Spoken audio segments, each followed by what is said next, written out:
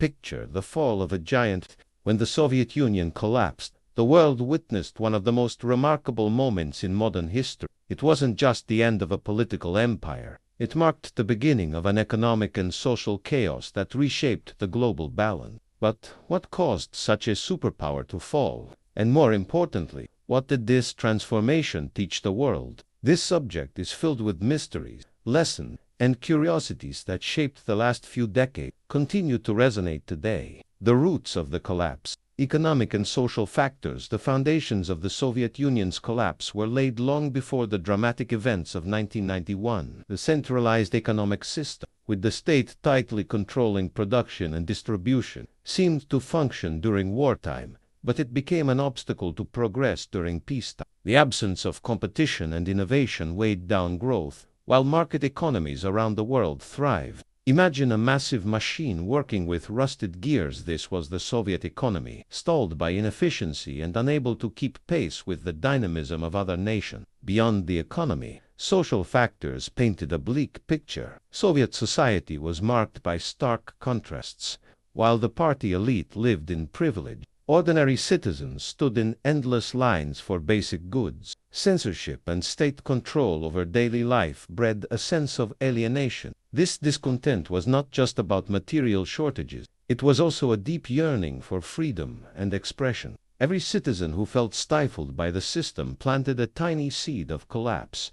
The arms race with the United States further exacerbated the situation. While billions were invested in military development, the Soviets neglected crucial sectors like healthcare, education, and infrastructure. The extraordinary nature of this competition seeking to influence the world through military and ideological power drained resources from a country already economically weakened. A notable example was the war in Afghanistan, which became the Soviets' Vietnam, consuming lives and resources without yielding concrete results. Another fascinating aspect was the silent rebellion of the republics that made up the Soviet Union. Nations like Estonia, Latvia, and Lithuania, among others, demanded independence, driven by centuries of suppressed cultural identity. These separatist movements gained momentum as central power weakened, symbolizing the erosion of an empire unable to contain its parts. It was like a tired giant trying to hold together a fractured mosaic.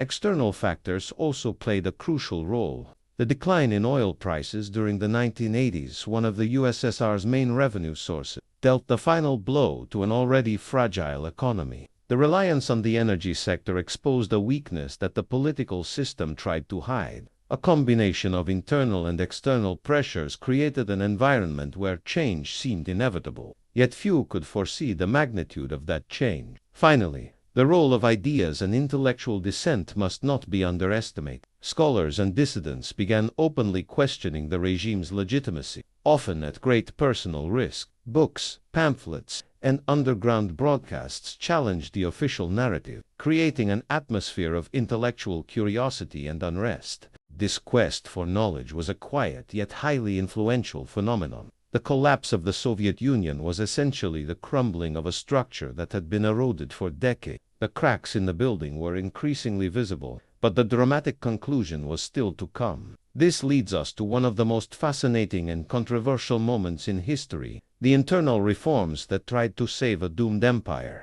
How did these attempts shape the end of the socialist bloc?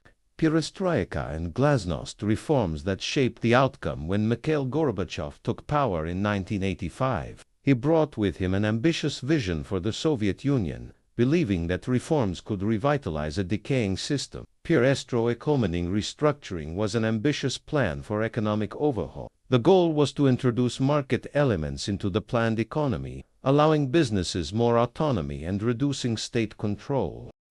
On paper, it seemed like an innovative and intelligent idea, but in practice, it became a source of confusion. The centralized economy was already on the brink of collapse, and partial openness only accelerated the chaos. Alongside perestroika came glasnost, meaning transparency. Gorbachev understood that economic changes needed to be accompanied by a new political and social spirit. For the first time, Soviet citizens had access to information that had previously been censored. Newspapers openly discussed the regime's failure, while films and books once banned explored the mysteries and horrors of Stalinist repression. It was a wave of suppressed curiosity being released, but with it came indignation. After all, how could one accept such a dark historical past without questioning the legitimacy of the present? These reforms were initially greeted with enthusiasm, but quickly revealed their shortcomings. Perestroika, by introducing market aspects, caused shortages and inflation.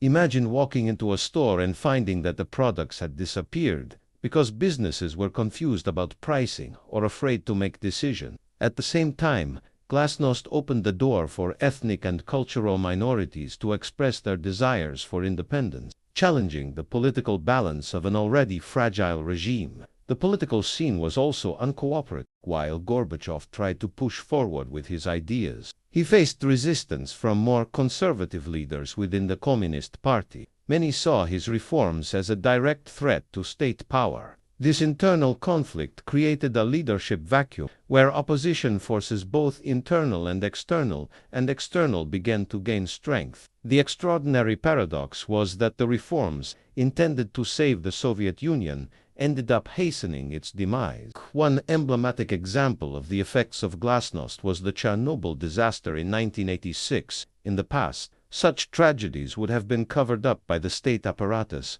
but under the new spirit of transparency, the truth came to light. The accident not only exposed the technical and bureaucratic failures of the Soviet system, but also revealed how the lack of institutional accountability compromised lives. Guilt. The public outrage following Chernobyl became a catalyst for growing distrust in the government. Yet, one cannot ignore the positive aspects of these reforms. Many individuals, for the first time in decades, felt empowered to dream of a different future. Small businesses began to emerge, and intellectual debates flourished. It was as if Soviet society had finally begun to breathe, even if the air was full of uncertainty. Still, Gorbachev's dreams of a reformed Soviet Union seemed increasingly out of reach. Glasnost and Perestroika paved the way for transformation, but also for chaos. Gorbachev's idealism faced obstacles at every turn, creating a scenario where the system's cracks became unsustainable. And so,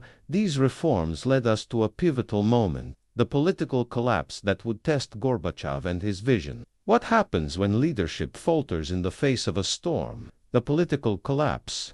The role of Gorbachev and the leaders of the time, Mikhail Gorbachev, with his innovative and reformist stance, became a central figure in the drama that led to the Soviet Union's collapse. However, his role is as fascinating as it is controversial. He firmly believed that socialism could be renewed through democratization and economic modernization, but his actions triggered an unprecedented crisis of authority. His leadership, marked by a balance of idealism and pragmatism, was frequently confronted with monumental challenges from both within and outside the Soviet Union. Gorbachev's relationship with other Soviet leaders was also crucial. Many within the Communist Party saw his reforms as a direct threat to their monopoly on power. These, conservative, firmly rooted in the old system, resisted change, creating an environment of constant internal conflict. Meanwhile, regional leaders within the Soviet republics began to openly challenge Moscow,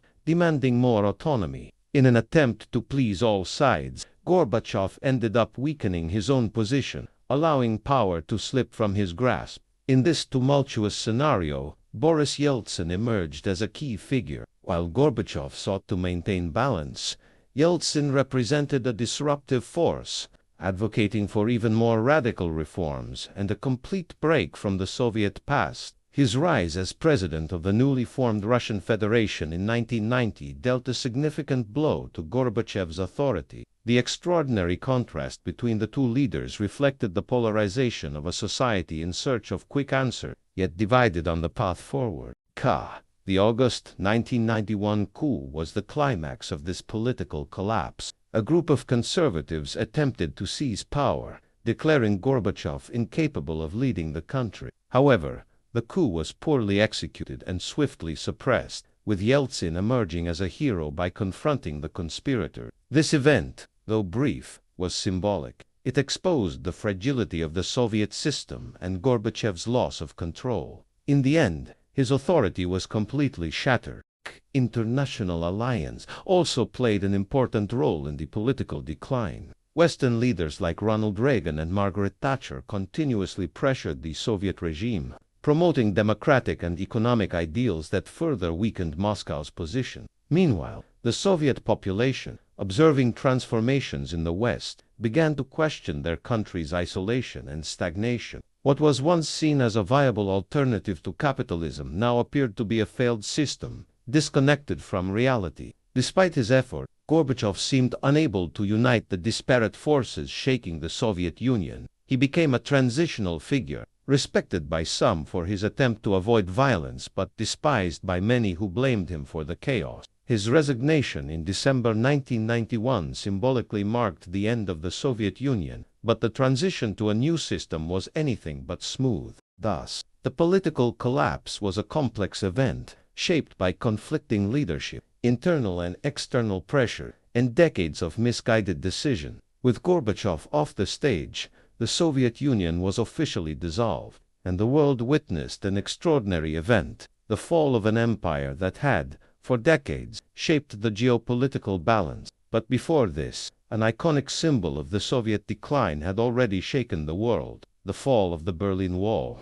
What did this event mean for the trajectory of the collapse? The fall of the Berlin Wall and its symbolism for the world, November 9, 1989, etched its place in history as an extraordinary moment. The fall of the Berlin Wall. This event wasn't just the crumbling of a physical structure, but the collapse of a powerful symbol of the division between East and West, between communism and capitalism, between repression and freedom. Built in 1961 to prevent mass escape from East Germans to the West, the wall became the epicenter of Cold War tension, a monument to fear and control. Its destruction, therefore, represented an incredible historical turning point. Over the years, the wall witnessed countless acts of courage. Separated families risked everything to cross the barrier, using tunnels, makeshift balloons, and even modified cars. These daring attempts were living proof that repression could never completely extinguish the human desire for freedom. When the wall fell,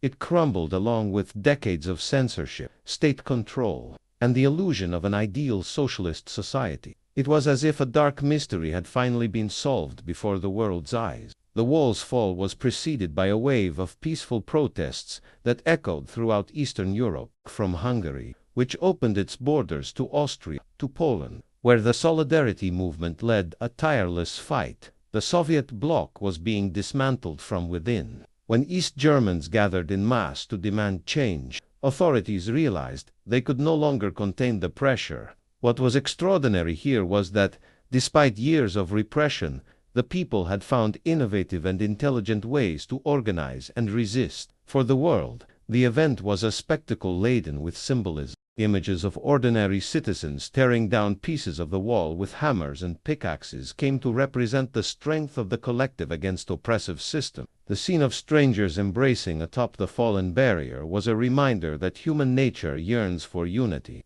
Even after years of division, global leaders quickly celebrated the moment as the beginning of a new era, marked by the promise of a less polarized world. However, the fall of the wall also brought significant challenges. East Germany faced an economic crisis as it reintegrated with the West, with many people transitioning from a reality of state security, albeit limited, to the instability of a market economy. Moreover, the Soviet Union found itself increasingly weakened, with its republics realizing that change was possible. The event was the prelude to the complete collapse that would come 2 years later. The geopolitical dynamics changed irreversibly. The United States emerged as the undisputed leader of a unipolar world order, while Russia sought a new identity. For the Eastern European nations, the wall's fall was an opportunity to connect with the West, but it also marked a painful transition to a new economic reality. It was the end of one historical chapter but the beginning of a new series of challenges and mystery. The fall of the Berlin Wall was the spark that accelerated the collapse of the Soviet Union. With the ultimate symbol of the Cold War destroyed, the fissures within the socialist bloc became more visible. This event paved the way for the official dissolution of the Soviet Union, a process that would forever alter the global economic and political balance. But how exactly did the Soviet superpower reach the point of fragmenting into multiple republics? The dissolution of the Soviet Union. How the bloc disintegrated. The dissolution of the Soviet Union in 1991 was an event that shocked the world. But for many, it was an inevitable outcome. The massive empire, made up of 15 republics, could no longer sustain the political and economic structures that held it together. What began as a centralized federation crumbled under the weight of nationalist movements, economic crises, and a weakened central government. This process was as extraordinary as it was complex, leaving deep marks on world history. The signs of fragmentation began in the Baltic republics Estonia, Latvia, and Lithuania. These nations, with distinct cultural and historical identities, were the first to declare independence. In 1990, Lithuania took the bold step of breaking from Moscow, with the other two quickly following suit. It was as if the first pieces of a massive domino were falling, setting off a chain reaction. These nationalist movements were driven not only by a desire for political autonomy, but also by curiosity and hope for a better future outside Soviet control. Another crucial factor was economic discontent. For decades, more developed republics like Ukraine and Russia had financially supported the less developed ones. With the economic crisis exacerbated by perestroika reforms, widespread dissatisfaction grew. The republics began questioning the benefits of remaining in a union that, for many, seemed more like a burden than a partner. Russia, led by Boris Yeltsin, began advocating for greater sovereignty, openly challenging Gorbachev's central government. The crisis reached its peak with the August 1991 coup. Conservatives within the Communist Party attempted to reverse Gorbachev's reforms and restore totalitarian control. The coup failed within a few days, but it destroyed any remnants of central authority. Boris Yeltsin emerged as the dominant new leader, using the moment to consolidate power in Russia. The extraordinary courage of the Russian people, who mobilized to resist the coup, was a clear demonstration that the Soviet system no longer had legitimacy. In December 1991, the fate of the Soviet Union was sealed. Leaders from three of the main republics, Russia, Ukraine, and Belarus, signed the Beloveso Agreement, officially declaring the end of the Union. A few days later, Gorbachev announced his resignation, acknowledging that the Soviet Union no longer existed. It was a historic and symbolic moment. The red flag with the hammer and sickle was removed from the Kremlin, and a new era began. The impact of the dissolution was immense. The republics faced monumental challenges as they sought to rebuild themselves as independent nations. The transition to market economies was painful, marked by financial crises, unemployment, and inequality. For many, the promise of freedom came with extraordinary uncertainties and difficulty. However, for others, it represented an opportunity to rebuild their national identity and reimagine their future. The dissolution of the Soviet Union was not just a political event. It was a redefinition of the global geopolitical map. The balance of power shifted, and the ramifications of this collapse still echo in the world today. With the socialist bloc fragmented, new economic dynamics began to emerge, reshaping the global order. But what happened, in fact, to the economies of these nations, and what was the immediate impact on their population? Immediate impact on the former Soviet Union country. The collapse of the Soviet Union in 1991 plunged the newly independent republics into a whirlwind of economic, social, and political changes. Overnight, 15 nations found themselves in a scenario where they had to build their own systems of governance and manage their economies.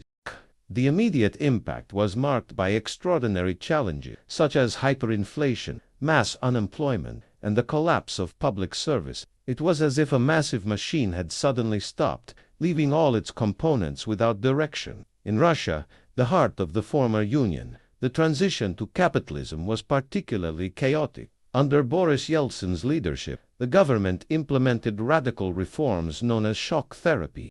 Widespread privatization took place, but instead of generating prosperity, it concentrated wealth in the hands of a few oligarchs. State-owned companies were sold at low prices, while the population faced a drastic decline in living standards. Inequality soared, and what had once been a relatively egalitarian society, at least in theory, became an example of economic disparity. Other republics faced even harsher challenges. Ukraine, which inherited an economy heavily reliant on the Soviet industrial sector, saw factories closing daily, leaving millions of workers unemployed. Countries like Kazakhstan and Uzbekistan, with economies based on natural resources, had to restructure their export market. In Moldova and Tajikistan, ethnic conflicts and political tensions turned the transition into a struggle for basic survival. It was as if each nation had to solve its own economic puzzle.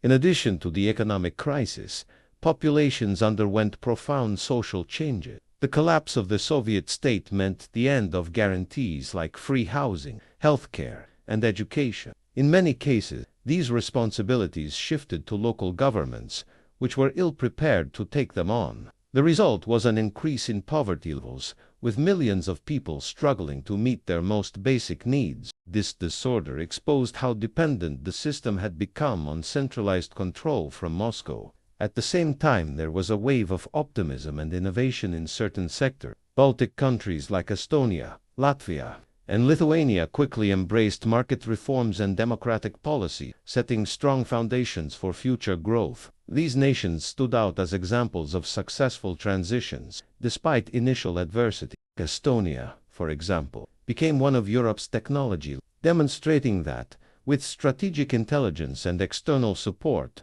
rebuilding was possible. Relations between the republics also underwent notable transformation. While some sought to strengthen regional ties, others turned to global powers like the United States and the European Union, seeking economic partnerships and security. This created new alliances and rivalry, redrawing the geopolitical landscape. Russia, its part, tried to maintain its influence over its neighbor, but without the power it once had. The dissolution of the Soviet Union was a turning point, and its immediate impacts laid the foundation for dynamics that still shape the world today. Though the transition was fraught with difficulty, it also opened doors to opportunities that had once seemed impossible. However, the fall of the socialist bloc not only changed the lives of the nations directly involved, it also had profound effects on the global economic scene. How did the world respond to this collapse? And what were the most significant changes in the international market? Global economic transformations after the collapse. The collapse of the Soviet Union in 1991 was a pivotal moment that reshaped the global economic landscape. Suddenly, one of the world's largest economic and political blocs ceased to exist, and this reverberated in markets, trade policy, and international alliances. Countries that had once depended on the USSR for trade and assistance had to quickly adapt, while capitalist nations saw extraordinary opportunities to expand their influence and tap into new markets. It was as if the global economic chessboard had been flipped, forcing all players to redefine their strategy. One of the most immediate impacts was the opening of Eastern European and former Soviet Republic markets to global capitalism. Western companies began exploring investment opportunities in sectors like energy, telecommunications, and mining. Russia, rich in oil and natural gas, became a focal point,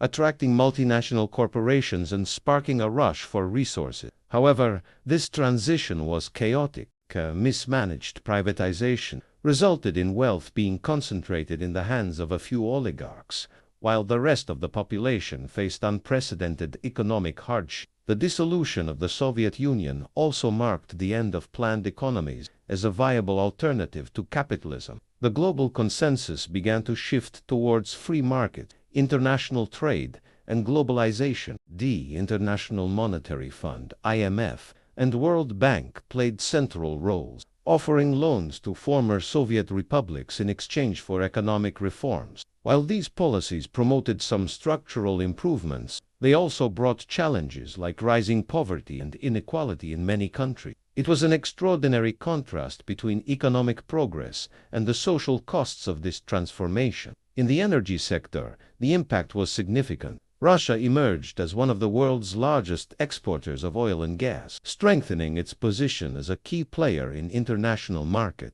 European countries began relying more on Russian exports, creating a complex relationship of economic interdependence and political tension. At the same time, new infrastructure projects like pipelines and oil routes began to redefine trade and geopolitical routes in the region. From a trade alliance perspective, the Soviet collapse opened the door for new dynamics. the European Union saw an opportunity to integrate Eastern European countries, promoting economic and political reforms in exchange for joining the bloc. Poland, Hungary, and the Czech Republic, for example, underwent extraordinary transformations to meet market and governance requirements. On the other hand, the United States used its position as the sole superpower to solidify its global influence, shaping trade agreements and promoting neoliberalism. A fascinating aspect was the transformation of global trade. China, which had been reforming its economy since the late 1970s, took advantage of the vacuum left by the Soviet Union to position itself as an emerging power.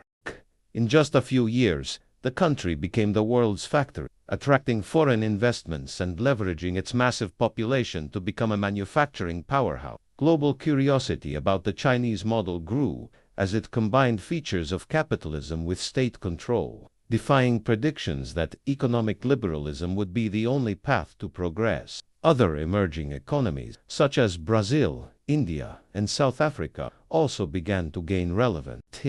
These countries, along with China and Russia, formed the BRICS Group, a strategic alliance that symbolized their quest for greater representation in global decision-making. Cooperation among these nations included trade, technological, and diplomatic initiatives, demonstrating that emerging economies had both the ambition and the capacity to shape the future. It was the beginning of an era of economic multipolarity, where the extraordinary potential of new powers could no longer be ignored. Beyond national economies, regional alliances began to stand out. The European Union, for example, expanded significantly, incorporating countries from Eastern Europe that had previously been under Soviet influence. This expansion not only bolstered the bloc's position as a global economic force, but also promoted political and commercial integration at an unprecedented level.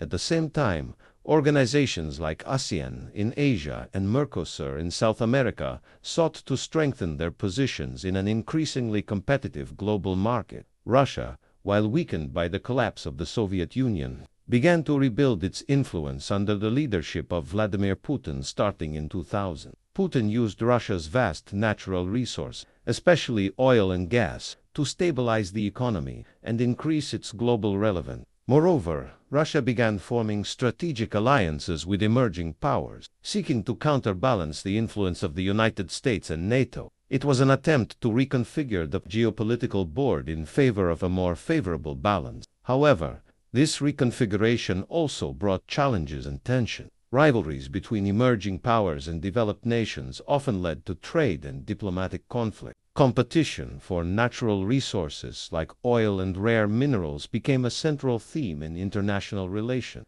Additionally, ideological differences between liberal democracies and authoritarian regimes reignited debates about global governance and human rights, creating deep division. This new global dynamic brought both opportunities and uncertainty. While emerging economies grew, issues like sustainability, inequality, and political stability continued to haunt many nations.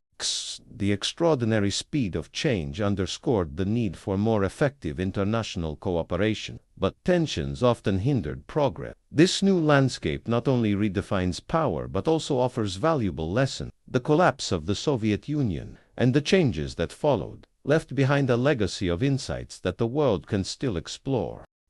What do these transformations teach us about the limits of centralized power and the possibilities for adaptation in times of crisis? Lessons from the collapse. What the world can learn. The collapse of the Soviet Union is an extraordinary historical event that offers valuable lessons for nations, leaders, and individuals worldwide. It reminds us that even the most powerful empires can crumble when they neglect adaptability, transparency, and the well-being of their population. Behind the economic, political, and social decisions that led to the end of the USSR lies a set of lessons about leadership, governance, and survival during times of crisis. One of the most striking lessons is the importance of a dynamic and innovative economic system. The Soviet-planned economy, rigidly centralized, stifled creativity and efficiency. Without incentives to innovate, productivity plummeted, and technological lag increased. This lesson is clear for countries and businesses today. The ability to adapt and embrace change is essential for survival. Denying the need for evolution in any system is like ignoring a storm warning out at sea. Another crucial aspect is the role of the people in sustaining or challenging regime. Decades of repression and censorship created deep discontent among Soviet citizens. When they finally had the chance to express themselves, the collective power became irresistible. Peaceful protest movements, such as those in the Baltic Republic, proved that the intelligence and organization of a society can overcome even the most oppressive system. The story of the Soviet Union is a testament to the fact that real power lies with the population, and ignoring its demands can be fatal for any government. Gorbachev's reforms, such as perestroika and glasnost, highlight the risks and benefits of attempting drastic changes in times of crisis. While his intentions were good, the execution was marked by communication and planning failure. The lesson here is that major transformations require strong leadership, clear vision, and well-coordinated approaches. Rapid, poorly structured changes can aggravate problems rather than solve them, as evidenced by the economic and social disarray that followed the reform. The Soviet collapse also underscores the importance of balanced alliance. For decades, the USSR maintained control over its republics through coercion and economic dependence, but forced loyalty has its limits. As the republics gained autonomy, it became clear that union could only be maintained through mutual interest and respect. This lesson is relevant for economic blocs, organizations, and even businesses. Healthy relationships depend on genuine cooperation, not imposition. From a geopolitical perspective, the end of the Soviet Union demonstrated how an imbalance of power can create instability. The emergence of the United States as the sole superpower brought progress in many areas, but also triggered tensions that still echo in the modern world. The lesson here is clear. The pursuit of balance, whether in an international system or within an organization, is essential to avoid the accumulation of conflict. Lastly, there is a humanitarian lesson to be learned. The transition to capitalism was a painful process for millions of people who faced unemployment, poverty, and the loss of social security. This reminds us that any structural change must consider the impacts on the lives of ordinary people. Progress is only truly meaningful when it benefits the majority, not just a limited elite. The collapse of the Soviet Union is a powerful reminder that even the most influential systems can fall, but also that crises present opportunities for reinvention. History leaves us with a provocative question. How can today's leaders use these lessons to build more resilient and just societies in the future?